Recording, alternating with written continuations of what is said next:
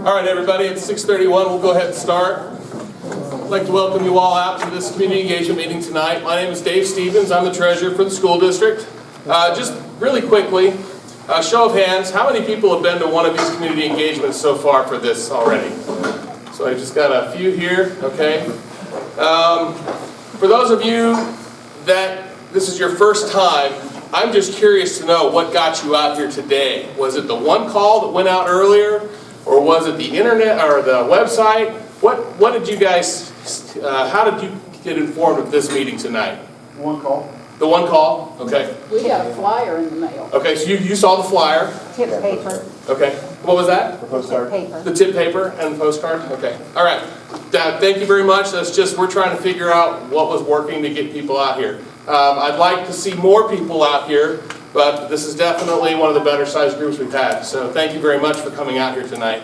One other note, I did want to excuse Dr. Kump. She's in Columbus at an OSBA meeting with Liz Robbins, our communications coordinator, so she couldn't be here tonight, neither could Liz. So I'm running the whole show tonight. So hopefully you have a good time. If not, it's all on me. Can't blame anybody else but myself. So welcome out here tonight. Tonight we're going to be talking about the bond issue for the upcoming proposed pre-K-5 renovation and new construction for Tipp City Schools Elementary. I'm hoping that you've seen some information already on this from the school website. If not, I will be going over some of the basics of this program. Feel free to ask any questions you want through the night. I'm going to try to answer everything I can. I do have a couple other experts hidden in the audience that they can help me if I struggle. But I'm hoping that we'll have a great night tonight. So I'm on the wrong side.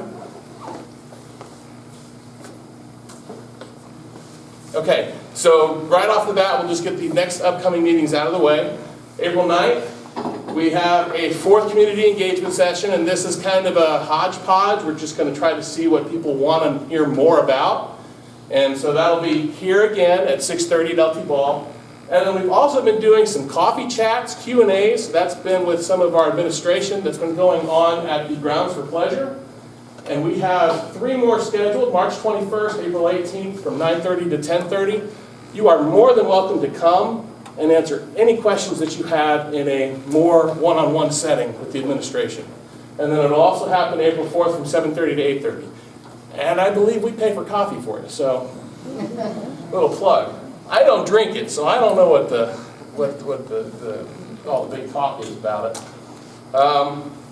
An order of the evening, I apologize, I don't mean to say the word I hate that, but order of the evening, we're going to do a short overview of the master facilities plan that we're currently looking to do at the Hyatt site and also with the Broadway site and at the high school. We'll also discuss why now? Why are we doing this now? And the OFCC funding. We'll also look at a business cost analysis that'll show the cost it was renovating all the buildings. One of the questions we have is renovating all the buildings we have versus this plan that we have right now of a renovation and construction. And then we'll discuss the big part of the night, the May 7th bond issue. This will provide financial information on the costs for the taxpayer. And then I've also got kind of a special treat. Near the end, we'll have, the district affordability. You've already got a handout in your hands right now, so I've kind of ruined that surprise. But we will also be calculating the cost to a taxpayer in Tipp City based on the millage that we're proposing here. And then I'll have a little roadmap forward. Sorry for reading that all the way down, but I want to make sure we know what we're doing tonight. Okay, so the master facility plan. We plan on renovation of approximately 60% of the building that we're in right now. We're going to renovate LT Ball because LT Ball is a really good building. It was built in the 70s. Pardon? 74. 74. One of our newer buildings. Has a lot of life left in it. We plan to enlarge the kitchen. So right now our kitchen is over in that side of the building. It's a smaller satellite kitchen is what it is. But for what we're proposing to do here, to have about 1,200 students going through this building, we're going to renovate that whole side, hopefully, and turn that whole side into a kitchen that will be able to service all those students. We're going to extend the library and media center. And we're going to do some related arts classrooms and have multiple handicap special education and preschool classrooms. Has anybody not seen the proposed, the layout? It's a proposed layout. We have not had an official drawing done yet, because that costs money. We don't want to put money into something that may not happen, although I'd like to see it move forward. But is there anybody that has not seen that? Okay, great. There is a link on our school website that has a lot of information on that, including the proposed layouts. And then we're also going to have centralized offices. Now, what's great about this plan is that we're planning to build 94,000 square feet of new classroom space for our pre-K, no, that's the K. Pre-K is actually going to be somewhere in here. We're going to build 94,000 square feet of new classrooms for our K through 5th grade students. Every K through 5th grade student will have a new classroom. And we'll also have an additional gymnasium on this building. And we also plan to put a full-size stage at the back of that gymnasium over there as well. And so that'll be able to, the full-size stage should be able to accommodate an entire class size for the 200-kid program. And we also include costs for demolition and abatement of Nevin Topic. That's going to go away. The bus garage will be moved to the high school and be demolished. And the tennis courts will also be relocated, well, new ones will be built up at the high school. And I believe we're planning for 8 tennis courts rather than 5 we have now? 6. Okay. And then also the demolition and abatement of Broadway, pending whatever the outcome is, because we have a committee that's looking into ideas of what we can do with that property for now. So that could be demolished and sold off. It could be used. I'm not even going to go into that. There's all kinds of things that can be done with it. We will be participating with the Ohio Facilities Construction Commission on this project. The good thing about that is that they will fund part of this project. And they have committed to 35% of the costs that are co-fundable. All right, so financially, why are we doing this now? Why are we doing this now? And I can tell you it's because of the costs. Construction costs are projected to increase at least 3% every year. We also have potential rising interest rates. When we were first talking about, well, not first talking about this, back in January, December time frame, if you talk to any financial analyst, they would tell you that interest rates could go up 5 times from December to the end of this year. December of last year, December of this year. And that's just huge to have 5 interest increases. And so what we've seen is the Fed actually backed off a little bit in January, and they didn't do anything. They didn't raise any interest rates. But it still meant that they could raise it, because they did raise it in December. They didn't raise it in January. But there was still a few more times they could try to raise it. So there's potential of the interest rates going up even more. But I'm hoping that they stay kind of where they are, because the lower the interest rates are for us, the less we have to pay on our bond. And right now, I believe back in December or January, I believe interest rates were 4.28% back in January.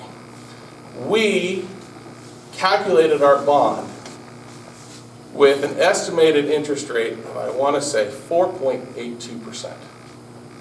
If we can come in below 4.82, that means a lower millage overall that you have to pay. Because what happens, if you're not aware of this, the county auditor every year will look at my amortization schedule and say, how much money do you owe on your debt this year? And that's how they determine what they're going to collect from you. But there's a max limit of what they can collect. And so on our bond issue, that's 5.4 mils. But if we can get it lower, that's great for everybody. So rising interest rates are a factor. We were able to lock in the 35% funding from the OFCC. That's the largest number we've ever seen offered by OFCC.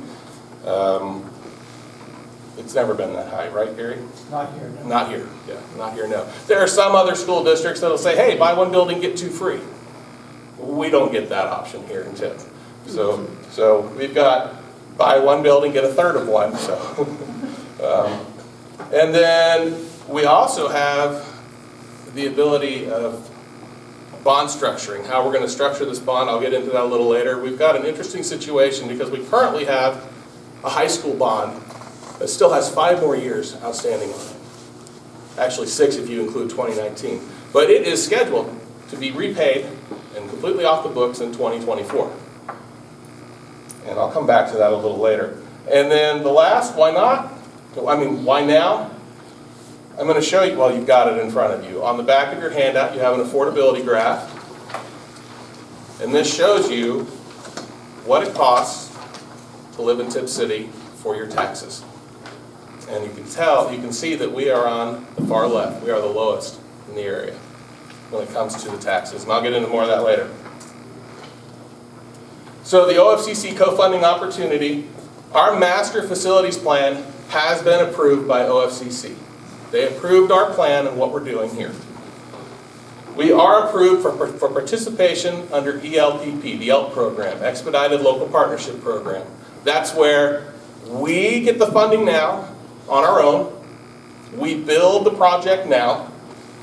We use it, and then the state, when the money is available, will give us a refund for their portion of the 35%. The ELP program allows us for local selection of our architect and construction manager. We have control over that still. And when we have the bonds approved, we can start the design and the construction. As soon as the bonds have been approved, we can go. And again, co-funding is received when our number comes up with OFCC. So that's kind of been the issue that we've been dealing with OFCC for the past few years. We have not been able to participate in the ELP program because we've always been just a year or two away from getting our funding. Your number is just a year or two away. That started 5 years ago. Your number is just a year or two away. 4 years ago. Nope, your number is a year or two away. Now they finally said your number is 3 years away or more. So they said you now qualify for ELP. And we decided we wanted to look into that program and take part in it so that we could get our buildings now because they're needed now. And again, if anybody has any questions, feel free to stop me. So this is the amount of money that is estimated to be received under this ELP program. The state is projecting to provide us over $10 million for our program. Once we receive that funding, Tipp City is required to finish the remodeling of the inside of LT. We have to, the state is anticipating that we're going to need about $5 million more of renovations to the inside of this portion of LT.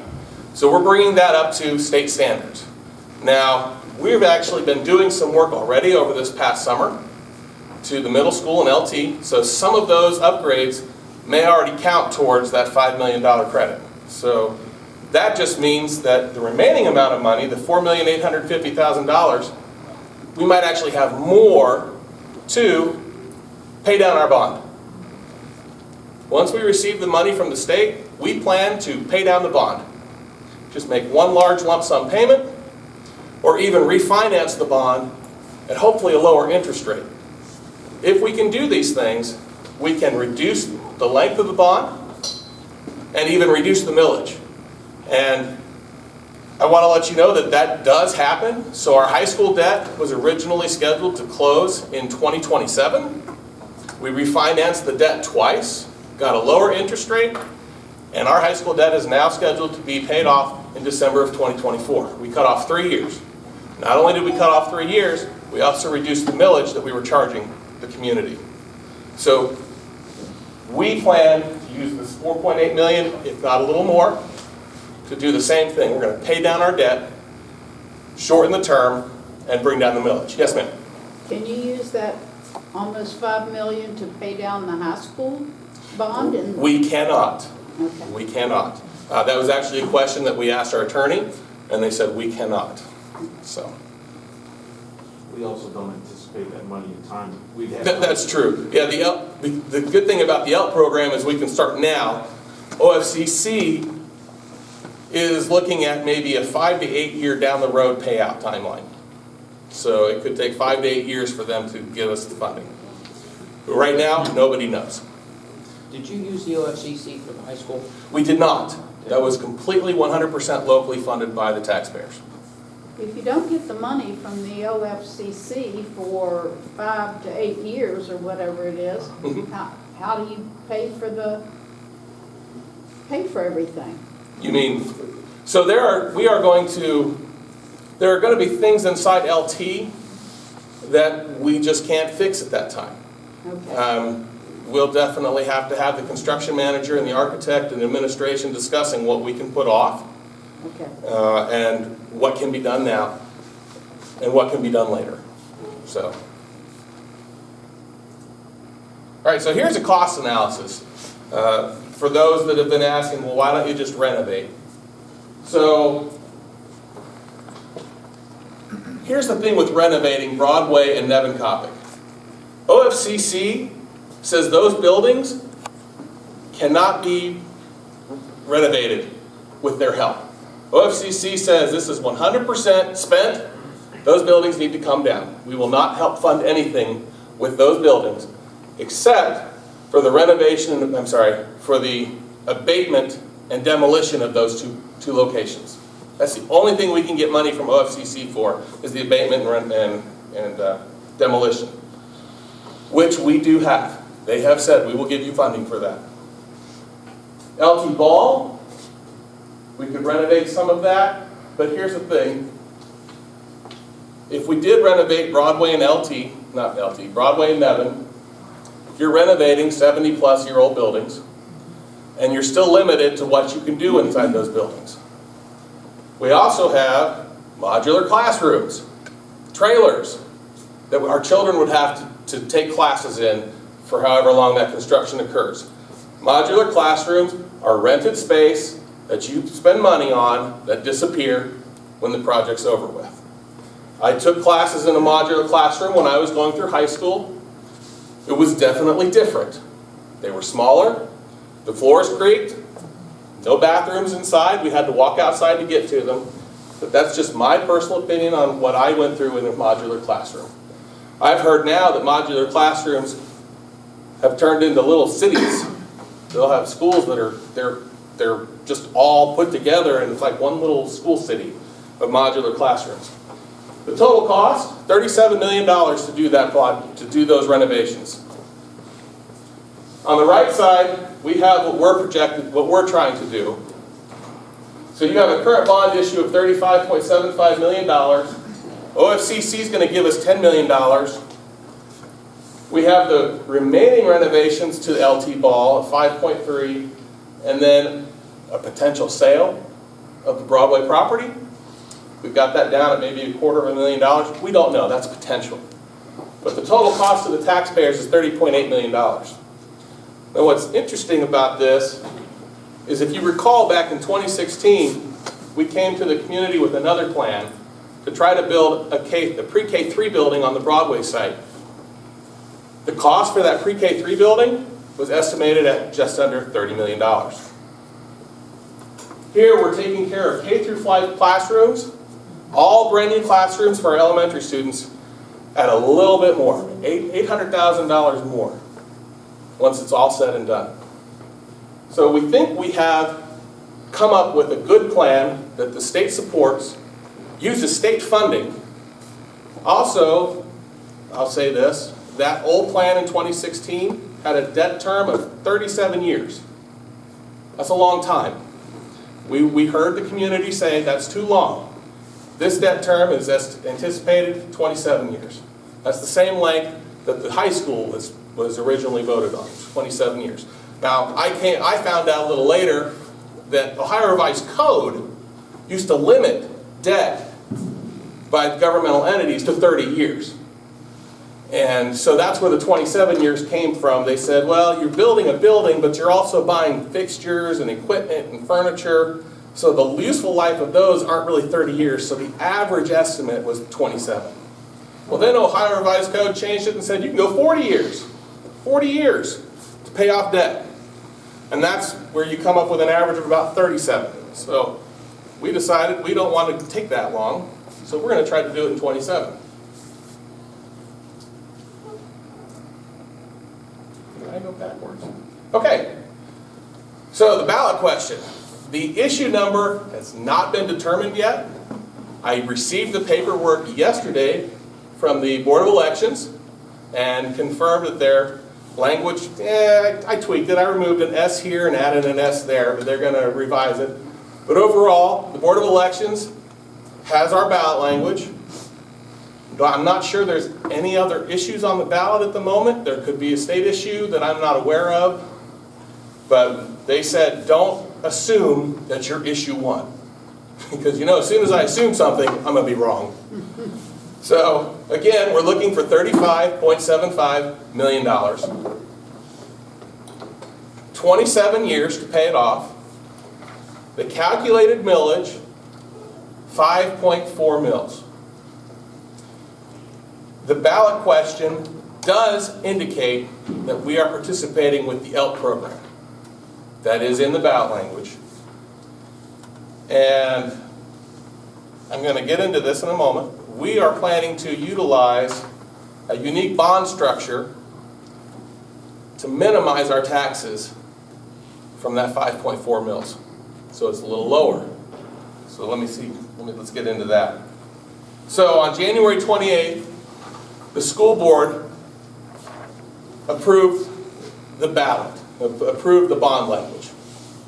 Immediately after that, the school board passed another resolution stating that their intention is only to levy 3.87 mils for the first 5 years of this debt. From 2020 to 2024, instead of 5.4 mils, we are levying 3.87. The reason we're doing this is because it's going to run concurrently with the high school debt at the same time.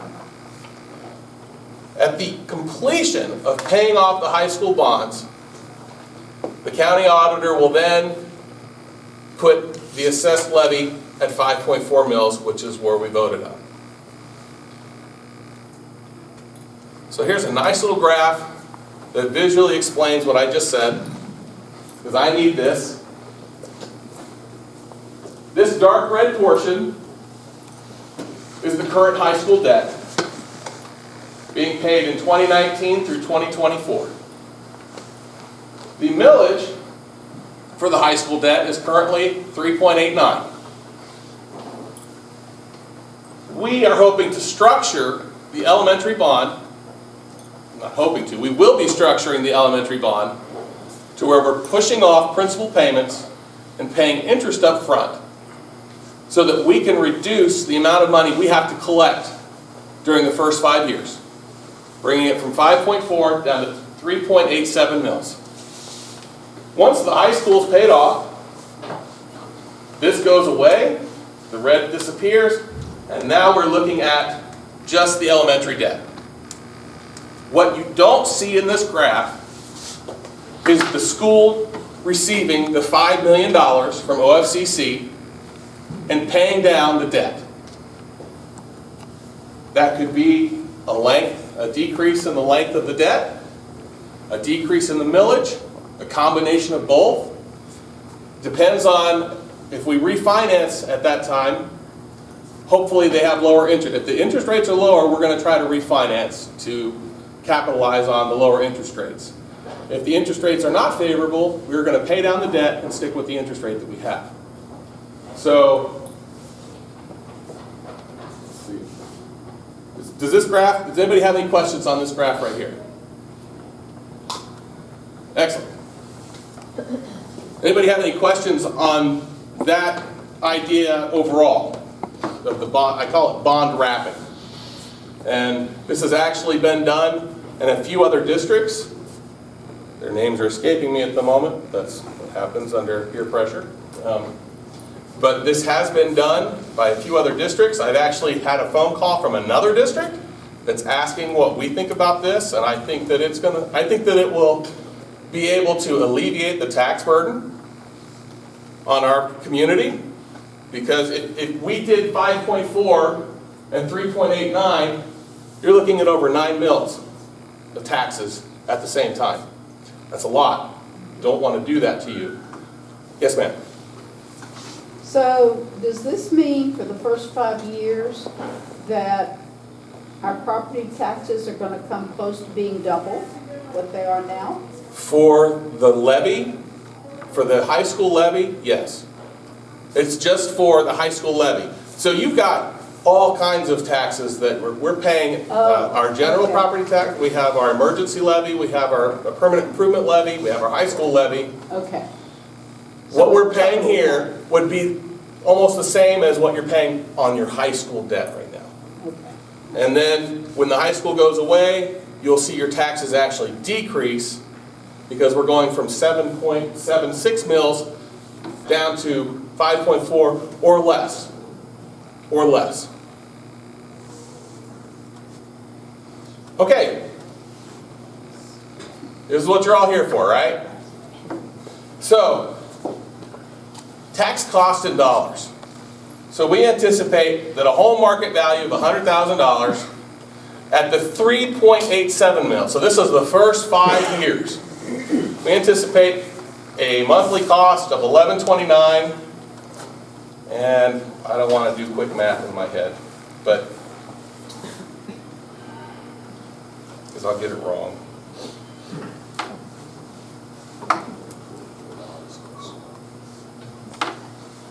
$135 for $100,000 of market valuation. Now, we also have down there a tax cost in dollars for a homeowner that may be participating in the, what's that one called? Homestead. Homestead, yes, homestead. There's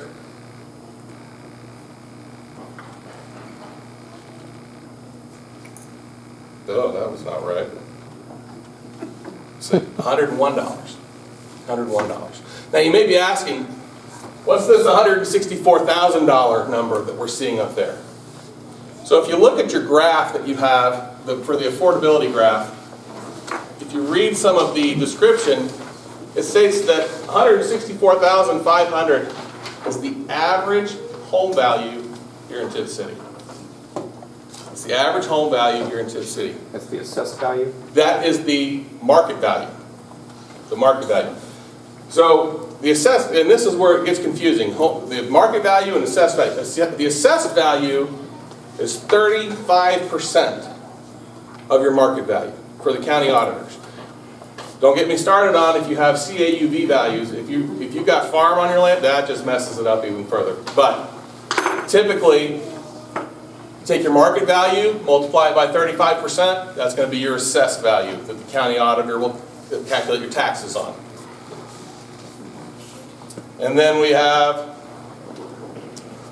the 5.4 mils.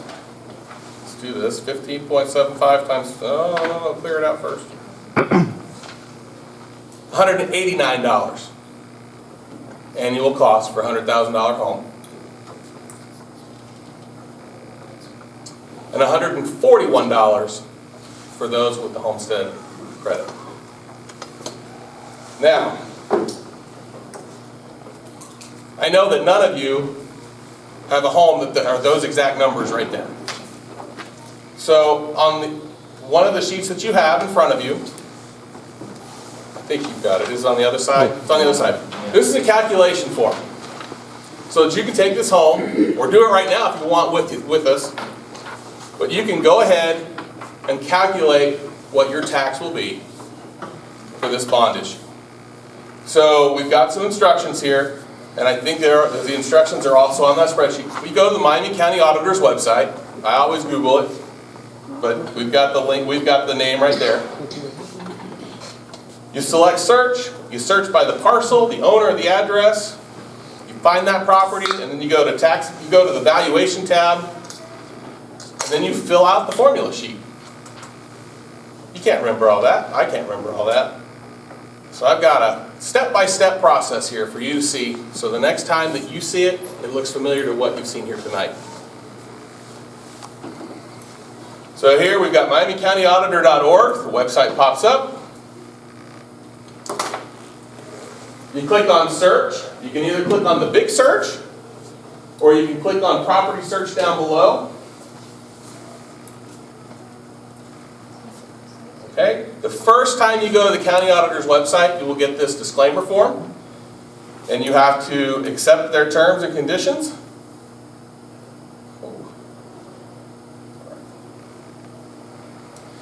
And then you can look up your home by putting in your name or address. Someone has graciously allowed us to use his information. Click on Mr. Pfister. So we have the valuation tab. We're going to click on that. And here you see, not that bar.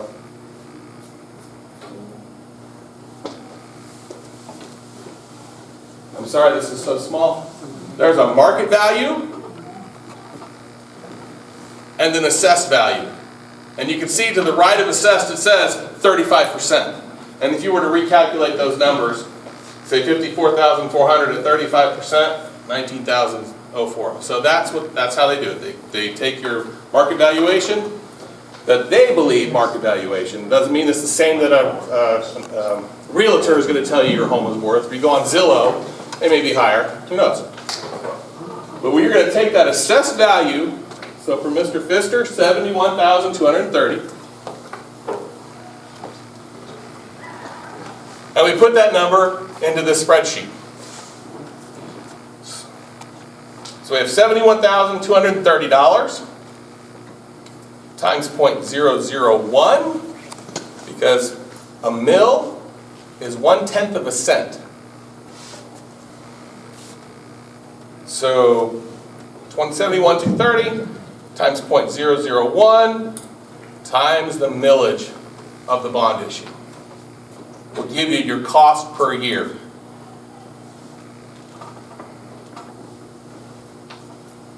$275.66 for the first 5 years at 3.87 mils.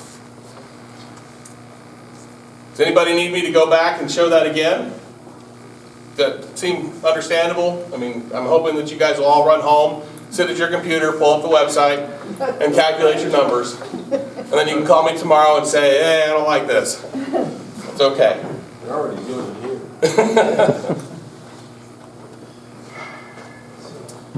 After the first 5 years, so for years 6 through 27, potentially will be 5.4 mils. It's the exact same calculation.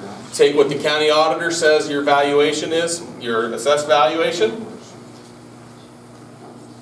0.0054 times 71,230, $384 a year.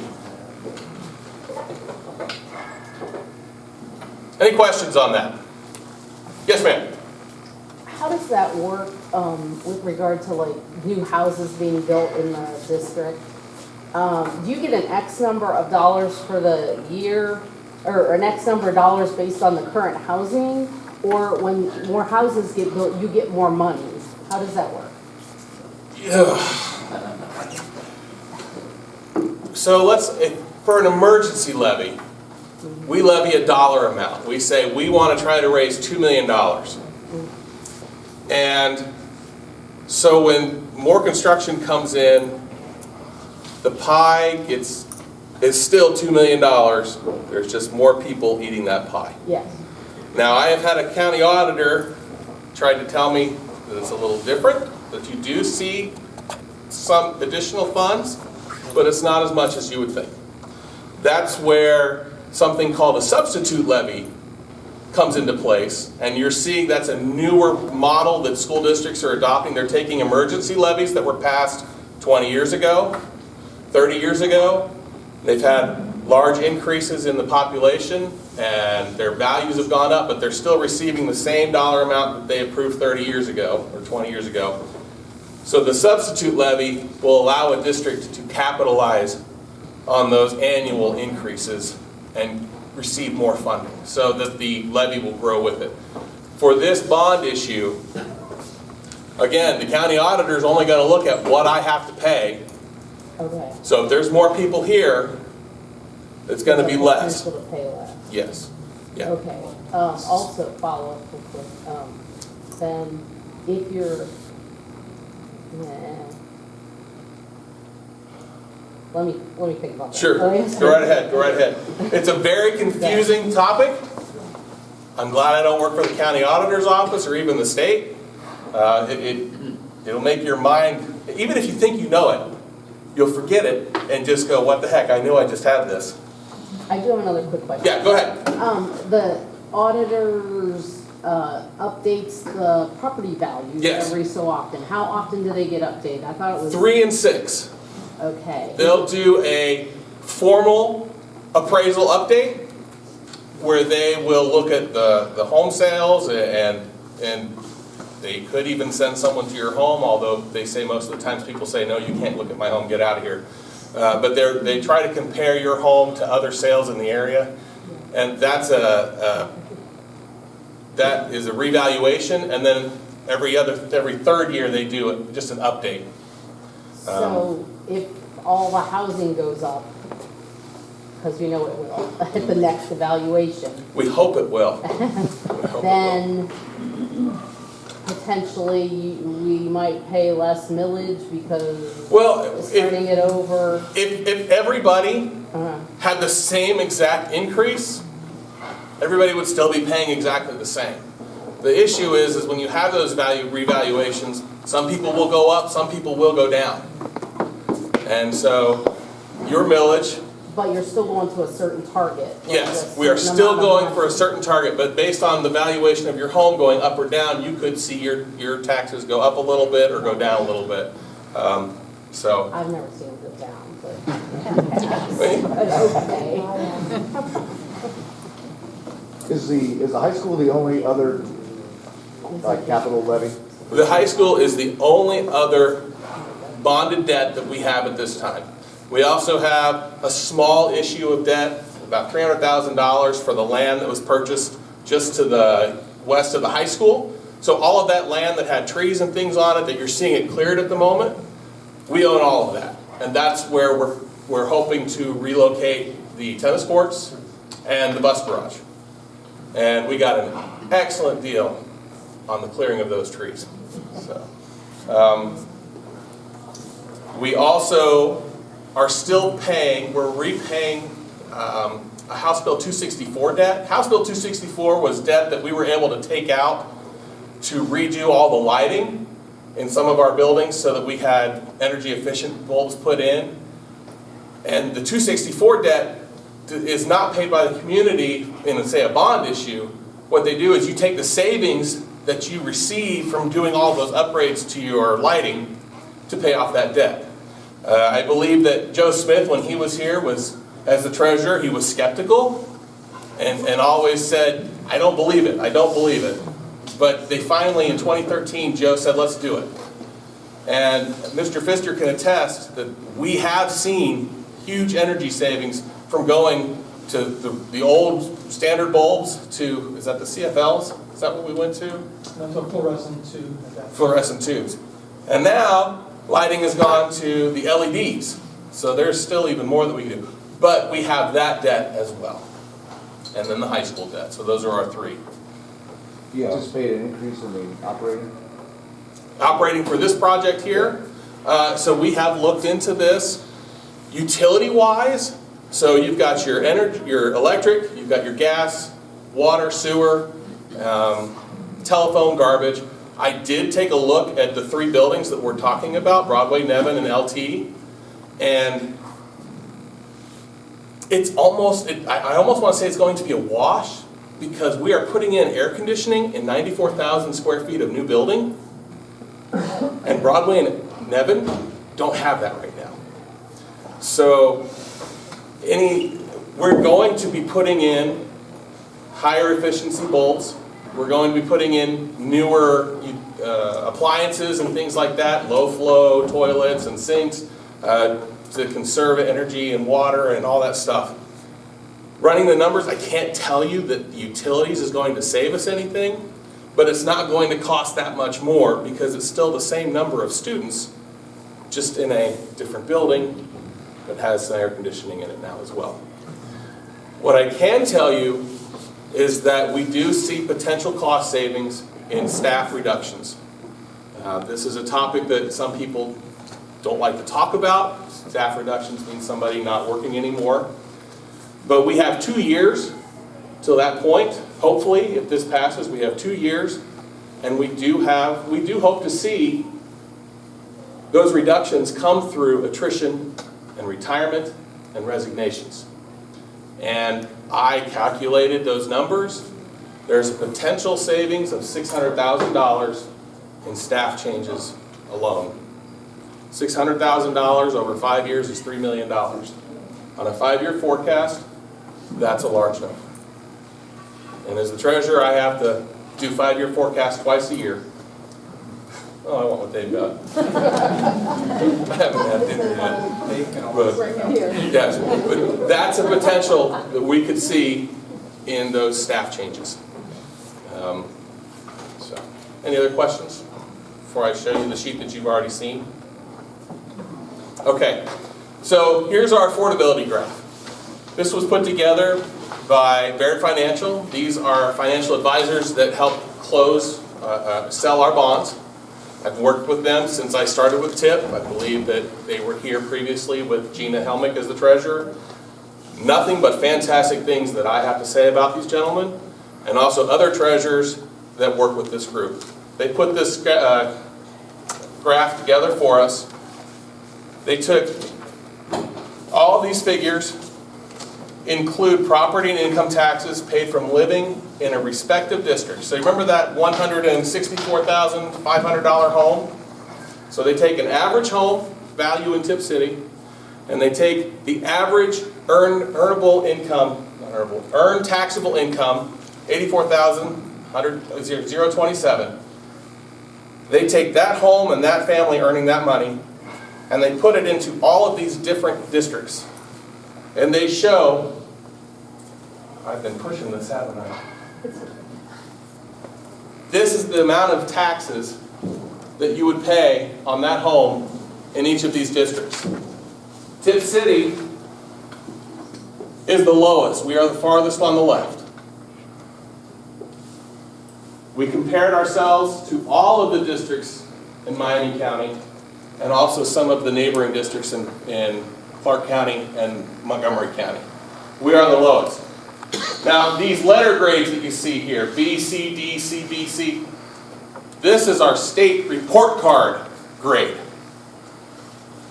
There's no A's. The state is very stingy with their A's. But there's very little B's.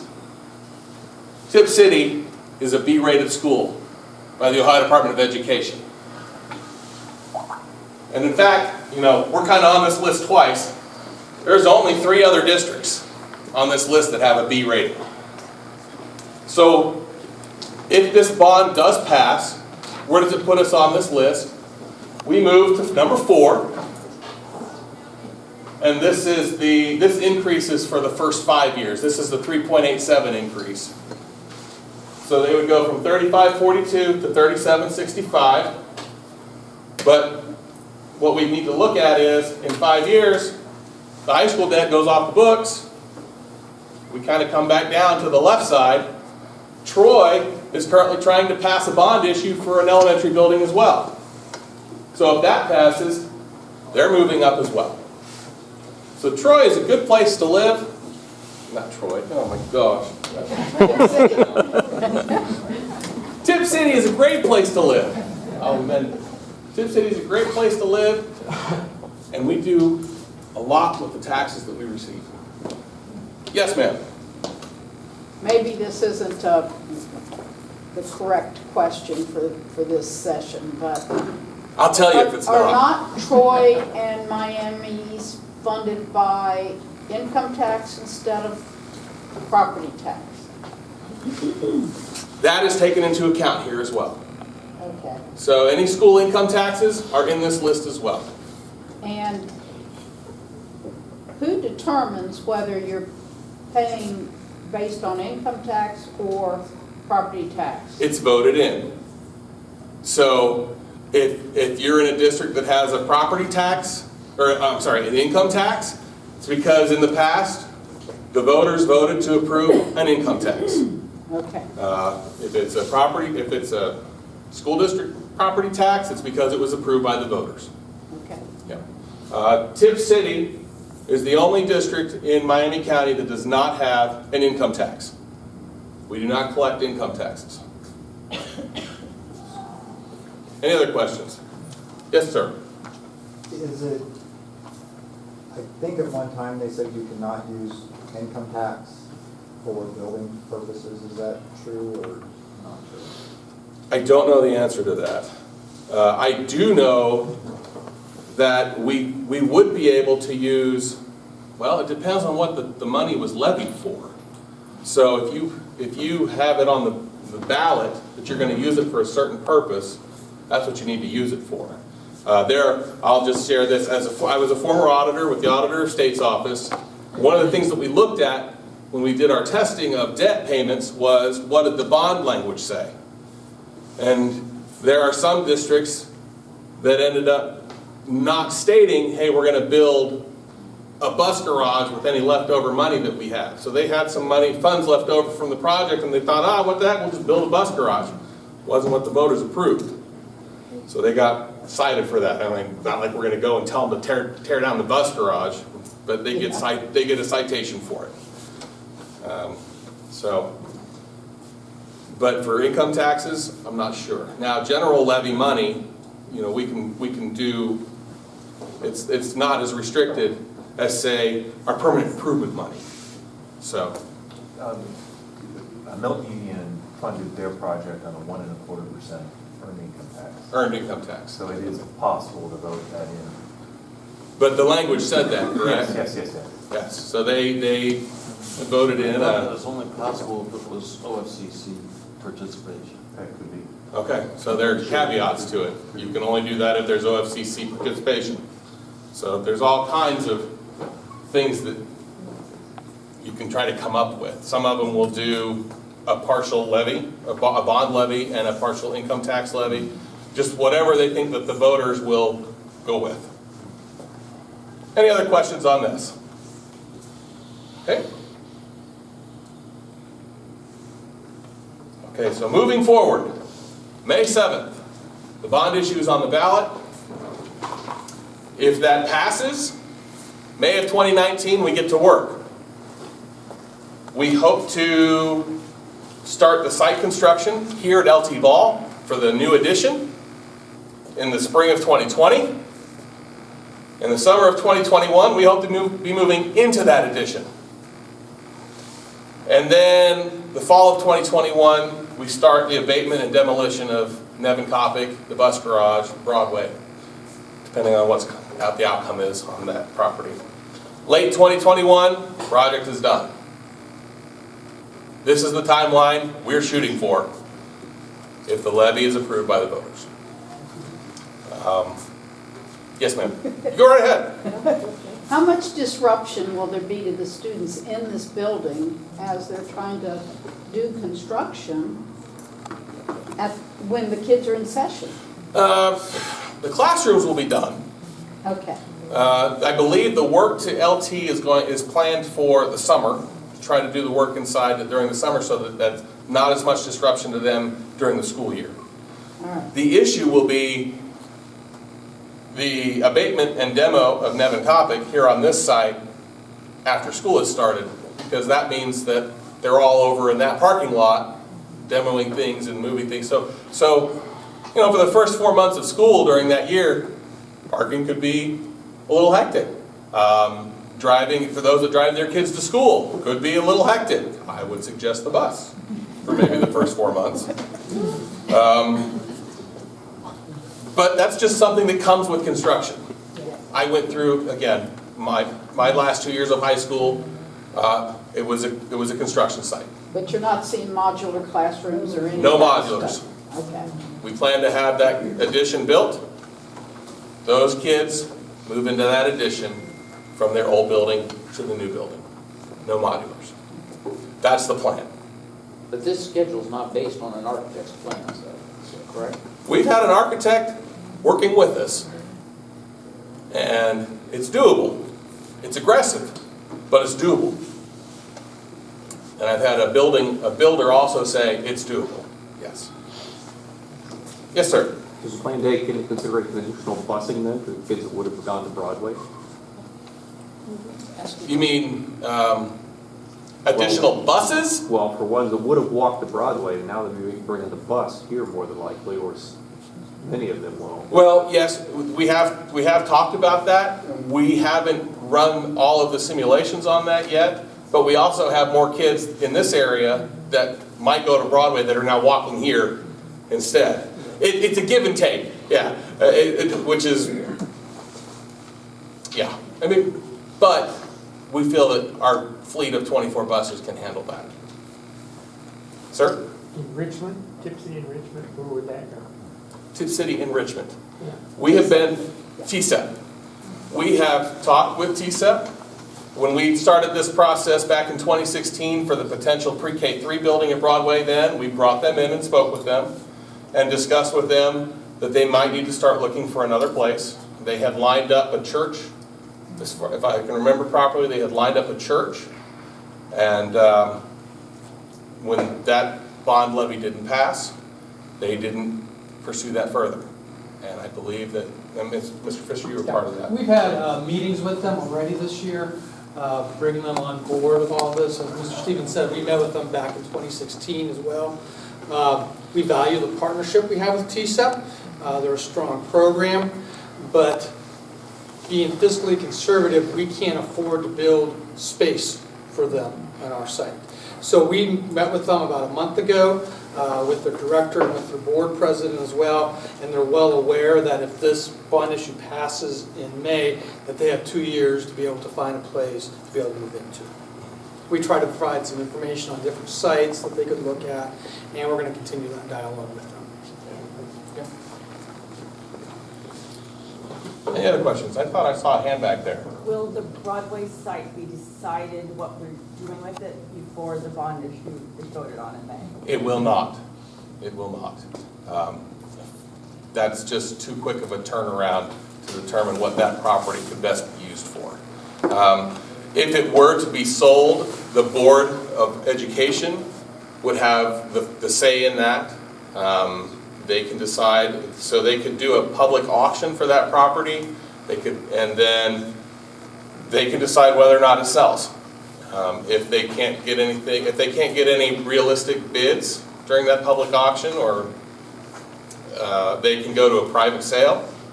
That could include the building. It could include the building being demolished in that. So that's why we have the abatement and demolition as far off as we can for that property. So for right now, though, May is a little too soon for that decision. But do you not think that will affect your voting population? I would say we've been having the Broadway meetings, trying to bring them along. We appreciate your presence there. I think they understand, as we've been talking with them, the process of this. We've looked at many different potential options. We've brought Mr. Eggleston in from the city to talk about different options. I think they understand to get to a final, this is what it's going to be by May, isn't really realistic. So I think those ones that have been participating, I think they understand that. I can't speak for the ones that aren't coming, but I think we might be doing them as a service if we said, hey, we know for a fact, come May 7th, this is what's going to happen to that property. I just don't think that's a realistic possibility. I do know that if we do abate and demolish that and we end up keeping it, the state co-funds that at 35%. So that's why we're building that into the budget, because if we do have to bring it down, we want the state to help us fund that. And in a worst case scenario, if we would end up keeping that, we would bring it down and we would just maintain it as a grass field until something was decided about that. I'm not going to speak for the board, but I'm pretty sure I understand that they feel they want to do the right thing for that property, and they want to do the right thing for the community as well, and they don't want to just sell it to anybody just to put whatever they want on that site. Thank you, Gary. Any other questions? Was that you? Come over here. Oh, sir. Yeah, with your new construction of buildings and stuff, what type of energy efficiency on your heating and air and stuff like that are you looking at? We're definitely going to be putting in more efficient units than what we currently have at Nevin and Broadway. I'm not a utilities expert. We haven't spec'd out what we're Yeah. gonna put in that building yet. And when we did this, did the middle school this summer, we put in a VRF system throughout that building. That's the AC heating. It's AC and heating, it's a hyperheat system. We can Sit with air. Yes, it's basically a heat pump type of a system, extremely efficient, extremely efficient. The bills we've been seeing since we put this in place are much lower than what we budgeted for. So whether or not we go with that type of a system, if we go with another type of an HVAC system, hasn't been decided yet at this point, but we are definitely shooting for a LEED Silver standard. Whenever you use OFCC funding, you've got to go with LEED Silver rating, and so we're going to shoot for LEED Silver and possibly higher if we could. Same with windows and stuff. Yes, most definitely. That all plays into that LEED rating. And again, we don't know what that savings could be, just because we're going from 2 non-air conditioned buildings to an air conditioned building. Any other questions? Okay. Okay, so this is just an overview again. The bond issue is on the ballot May 7th, $35.75 million, 27-year bond. The voted millage is 5.4, but again, we're going to do 3.87. Hopefully, it might, if the interest rate is lower, it will be less. For the first 5 years, OFCC is committed to co-funding this project at 35%, an estimated amount of $10.1 million. This credit will be received when our number comes up in the funded program. Again, that could be 3, 5, 8 years from now, but we are scheduled to get it. We have been approved. I was in Columbus when they approved it. We are official. And again, these are our upcoming meetings. We have a 4th community engagement meeting scheduled in April. We'll be here on the 9th. I'm not quite sure what the topics will be yet. That could be up to you guys. If you have questions, concerns, definitely call me, Mr. Pfister, the board office, Greta. You could also talk to Dr. Kumpf as well. Mr. Sagona, he's been involved in this. If you have questions, please call us. I know that I had a community member call me last week, spoke with him, had concerns. I know that he also reached out to OFCC and spoke with them as well. OFCC called me and said they had a great conversation with him, and I said the same. I had a great conversation.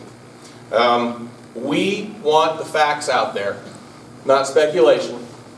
We don't want misinformation. Please come and get the facts from us. We will do everything we can to help you understand this process. School website. If you go to Tipp City Schools, right on the front page, you're going to see this black box right there. Click on that. We have links to all the previous community engagement meetings that have been held. Those recordings are online. We have copies of the slideshows for you to look at, and other information as well. It's all on there. If you can't find something, give us a call. We'll help you find it. I got a question. Yes, sir. It's a 2-part question, I guess. What's the capacity of the high school, and what's the projection for the new building here? I believe the capacity of the high school when it was built, and I was not involved in that process, but I believe the capacity is for 1,000 students at the high school. We are building capacity here for about 1,200 students, K-5. And as Tipp City's growing, how long will that? Sure. We actually, part of the great thing about participating with OFCC is they have you do a enrollment projection that they pay for. It's a great tool, great resource. We did it back in 2014, and at that point it actually showed Tipp City losing enrollment over the next 10 years. We did it again here back in November as we re-engaged with OFCC, and that is actually showing the district growing. They're predicting over the next 10 years a growth of about 100, 110 students. So it's not great growth, but it's still growth. So part of our project is we want to make sure we have enough classroom space inside this new facility to cover all of those students. So currently, we have typically, we have 8 sections in each grade level. Currently, kindergarten has 9, and third grade has 9 sections. The rest all have 8. This new construction project will have 9 sections for every grade level. So we want to make sure there's enough room there for growth, as we do tend to see a little bit more growth moving forward. And OFCC will reevaluate the enrollment when the funding is available as well, won't they, Gary? And our funding could go up. Yes. If they see they missed our enrollment and that we need to be bigger than what they thought, our funding from them goes up as well. Yes, ma'am. What encouraging words do you give to senior citizens on a fixed income if you have homestead exemption? But that's a block of people. And when I worked, I always voted for schools. But I'm a retired school teacher. And I know exactly. What do you say to us? Yeah, I know exactly what you're saying. I completely understand, and that's why we tried looking at this option with the bond wrapping to reduce the millage as much as we can. I wish we could wait 5-10 years before doing this project, but it's because of the state of the buildings that we have right now, we just can't wait that much longer. We actually had a vendor come in to do some work on some of our urinal traps, and they had to go down into a tunnel with asbestos, and they had to work on it laying on their back. When the job was over, he said, "Don't call me again. Do not call me again." That is, for buildings that are that age, that need work like that, when the vendor says, "I'm not going to do this again," it's disheartening. I know that Gary's... We understand where senior citizens come from. I'm getting there as well. Thankfully, I'm still working. And we appreciate the support that our seniors have given us in this town. I've been in Tipp 22 years. My kids have all gone through Tipp. And the senior support has always been strong, whether it's in the classroom, helping out, volunteering, doing whatever they can to be part of our school district. But we do understand it could be a financial burden. And we are aware of that. And we're trying to do as much as we can to reduce that burden. The work we did in this building and at the middle school, we put close to $5 million into these 2 buildings this summer. We did it with money that was already voted into us. We didn't come back and ask for more. Trying to preserve the life, but yet not trying to raise taxes if we don't have to. So we understand. We hope they see the benefit, but we also understand if they can't swing it. We understand that as well. Has the state or the county ever considered, I know this takes place in Austin, Texas, that when the senior gets to 65, the tax for their school portion does not go up any further? Oh, that's interesting. Yeah, I'm not sure if our state has ever considered that. That would be something I'd suggest you reach out to some of our legislators and try to share some of that information as well. I've never heard of that. I think that's a neat idea. But where Gary grew up in Pennsylvania, the voters didn't have a choice. The school determined that they needed funding, and that funding was taken. Your only choice was to vote out school board members if they thought their taxes were going too high. I was blown away when Gary told me that. I said, "Are you kidding me? That's crazy." We have a question over there. Yes, ma'am. Can you tell me, I've recently moved to the community, so what's the percentage of people in the community who don't have children in school? Not just your seniors, but... Right, I think it's around 70%. Okay. Maybe a little bit higher than that, actually. So I think 28 to 30% is the percentage of that have kids in schools. I did not know that. Well, you learned something not. Is that households, Gary, or population? Population.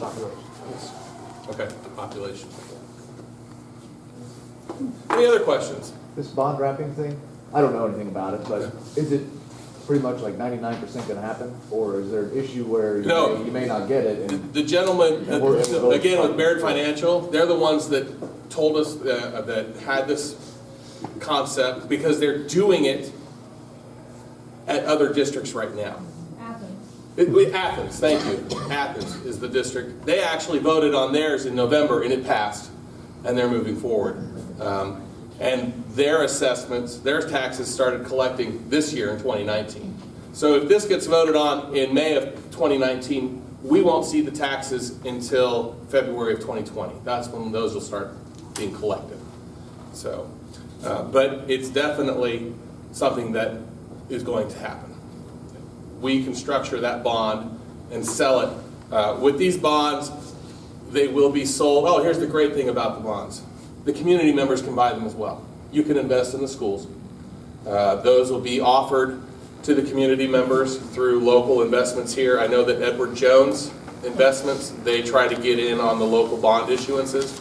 So not only will this be investors on New York Stock Exchange or whatever, the community members can invest in this as well. And then you can come to me and go, I own part of you. So I do know that that was something that people are looking forward to, is owning part of that debt. So, anybody else? I don't see any more questions. We're now 7 minutes over. I had no clue I would make it this far. Thank you very much for coming. If you want to talk one-on-one, feel free again, call me or anybody else at the board office. We will do our best to help you with your questions. Thank you very much, everyone. Let's give Dave a big hand. Thank you, Gary also chiming in. So thank you guys for doing a great job tonight. Thank you, everyone. Everyone, please drive home safely.